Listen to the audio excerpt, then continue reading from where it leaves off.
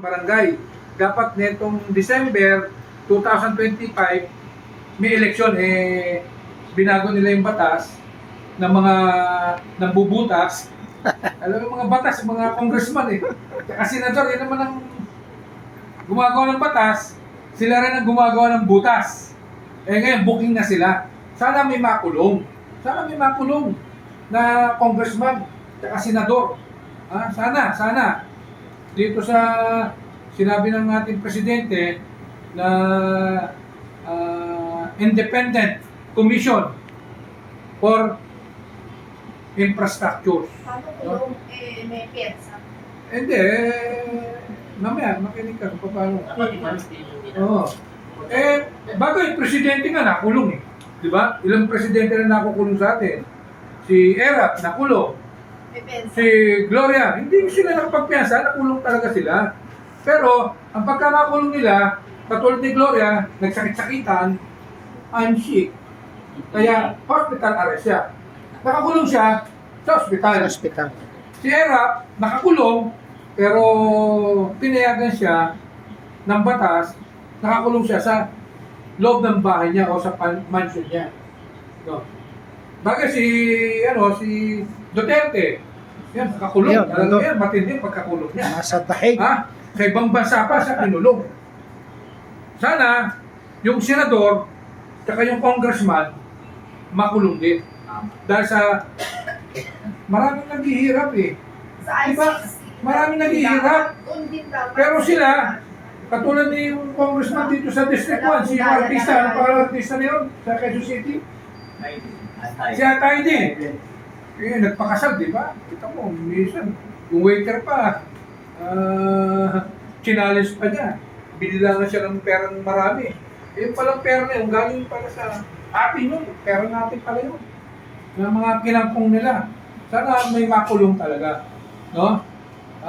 Sana tayo tutulong. Kaya binigyan ko kayo na ito. Basahin nyo nga. Basahin nyo kung ano yung nakalagay mo dyan. Dito sa sa Executive Order 138. No? Yung section 38 to 39 na sinasabi dito.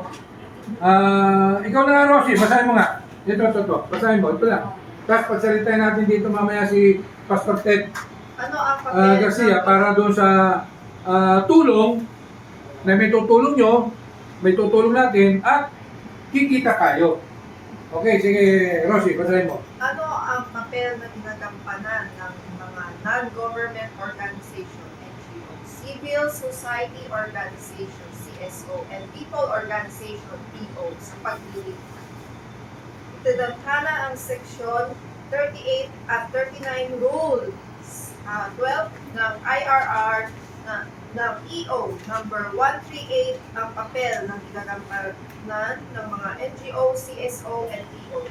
Kinikilala ang kanilang mahalagang bahagi ng pagpapabuti ng transparency, pananagutan, accountability, at mabuting pamamahala bilang aktibong bahagi ng pagtutupad ng lokal na autonomiya.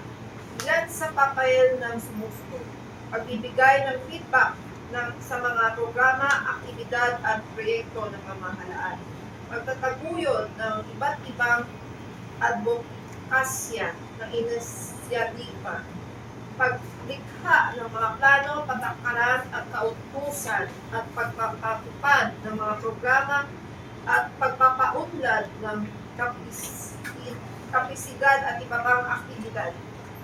Dagdag ito, hinihikayat ng mga NGO, CSO, and PO ng luhok ng paghahanda, pagpapatupad at pag-monitor ng mga DPP ng mga NGA and LGU sa pamamagitan ng konsultasyon at papubutikong dialogo.